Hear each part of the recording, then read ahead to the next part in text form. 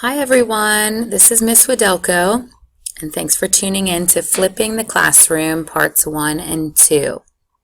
Now this first part is for the parents, so the kids can watch it, but if they'd rather do something else, you can pause the video when we get to part 2 and grab them. So let's just get right to the point. What is flipping? It is basically doing just what it says, flipping the classroom around a bit. Basically what you do is present the lesson at home, so you instruct at home, and you do that through videos like the one that you're watching, or YouTube videos, or other various methods too, such as reading and whatnot. But videos, I think, are the standard for instruction. And then rather than completing the practice at home, what we call homework normally, we complete that part at school so that the teacher is readily available, less stress on the parents, and then also the parents kind of get a sneak preview into what the lesson was and how the teacher's going about teaching that topic or that concept, and so everybody is a little bit more well informed. It's a fairly new idea, but it's gaining popularity, and a lot of schools are using flipping more and more, and some schools are actually taking on a total flipped environment. So I thought it'd be good to expose us to it. So what does this mean for your second grader here at SV? Basically, we're going to participate this year in about 3 flipped lessons. And they'll be coming up after Easter break, so that's why I wanted to give you a little introduction to it. It'll give us all some exposure, and it's good for the kids, in case they would ever find their way to another school where there was flipping going on, they would be familiar with it. And I think it's good for all of us to kind of be aware of the things that are going on in education today. And also, of course, as you can imagine, I'm working on some graduate projects at the moment, and this lesson and the other lessons will assist me in some of those projects. So I appreciate you participating with me. Now, of course, if you have any questions or if anything seems weird to you or funny to you, just let me know. You know how to reach me. And so now you can pause for a moment and grab the kids if they're not with you. And let's get on to part 2, which will be our first flipped lesson. So, our first flipped lesson is all about writing a paragraph, which the kids know a thing or two about, so don't let them fool you. They know what they're doing. They should know what they're doing. So here's what they should know, and here's what you should know. We write almost every day, and we have an opportunity anyway. Now, some of our students take a little bit longer to get to their normal tasks, so they don't get as much of an opportunity to write, but the majority of our students write paragraphs very often, so they do know what they're doing. They each have individual writing goals, so nobody is kind of stuck in one place. I let them move at their own pace, and then that way nobody's bored or nobody's working at something that's above their level. And I do get to sit with them pretty often to conference about their writing, and I do that individually. That way I can look at their writing, read it with them, I can point different things out, I can boost their goals if they're kind of in one place and they're ready to move on. And it's just a good way for me to give them feedback about their writing. So you can talk to them about that, and you can talk to them about what their writing goals are right now. And so just to kind of take a pause from my presentation for a minute, let's watch a little video here to go over what the kids already know, and then that way for you parents watching, you'll know kind of where they should be as a second grader, and then you'll be able to gauge, whether they're above where they should be or maybe a little bit behind where they should be. So give me 1 second, and I'll get that video up. And kids, you pay attention. This is all the things that we learn. It's just done in a little different way, so see if you can recognize it.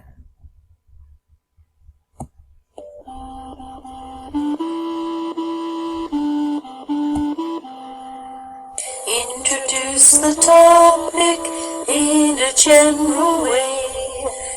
Next you add 3 details of what you want to say.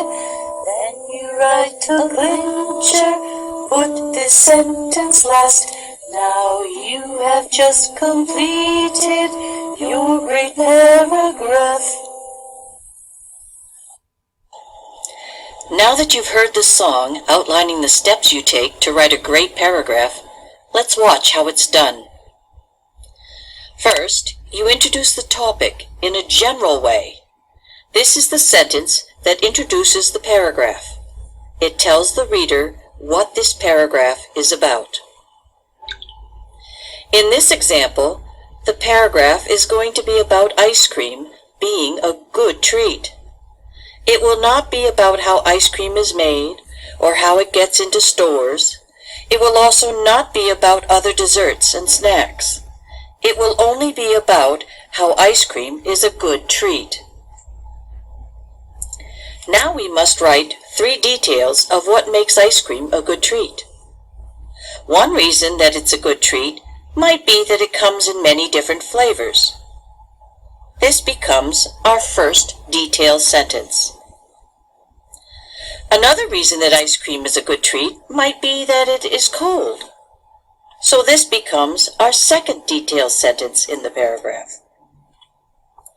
A third reason that ice cream is a good treat might be that there are many different ways to eat ice cream. This then becomes our third detailed sentence. Now we have to write an ending sentence to sum up our paragraph. This sentence is often called the clincher. The clincher often restates the main idea of the first sentence, but in a different way. So we must find another way to sum up the idea that ice cream is a great treat. Perhaps we can quote this well-known expression. And now our paragraph is complete. It contains an introductory sentence, 3 details supporting the introductory sentence, and a clincher that sums up the main idea of the paragraph. So now, let's sing the paragraph song a second time. Introduce the topic in a general way.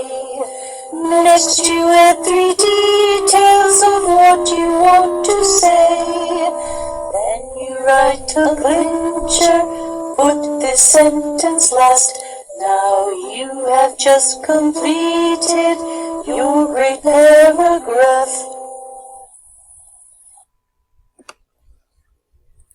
Okay, everyone, so thanks for watching the video. That's basically what we've talked about all year long.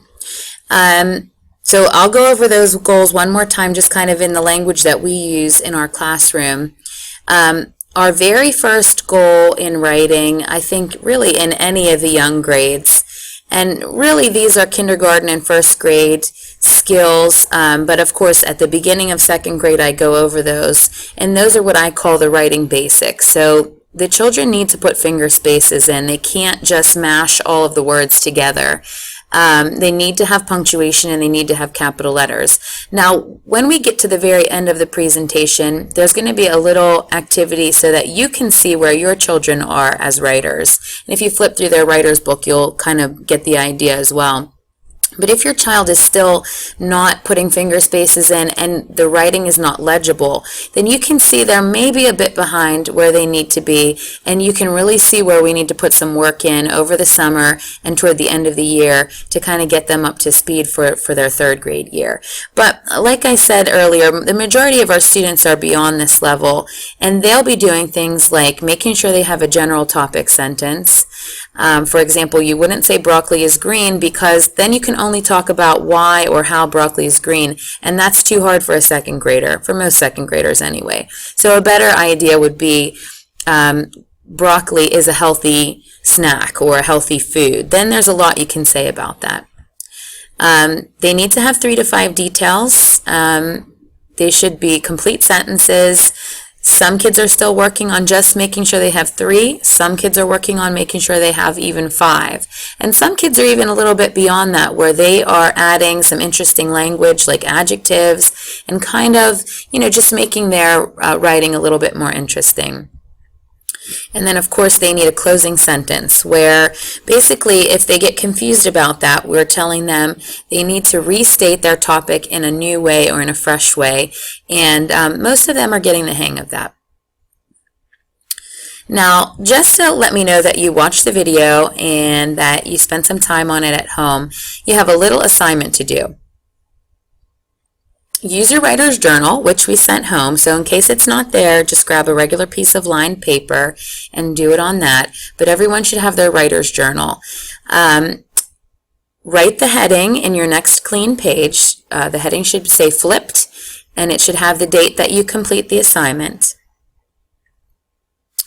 And then basically show your parents what you know. Show them what you can do and show them just what kind of paragraph you can write. So write that paragraph, and it needs to have the following topic: food. It can be anything that you want to write about as long as it is in the food group or food family. And make sure that you really think about that topic sentence. Make sure it's general. Make sure that you can talk about that particular topic in your 3 to 5 details, whatever goal you're on. And that's it. Bring that back to school, and then we are going to use that paragraph for the next flip lesson that we do, which will be all about blogging, which will be really fun. So take care of that. Bring it back. And I really thank you all for watching. Hope you're having a great Easter break, and I'll see you back to school soon. Bye-bye.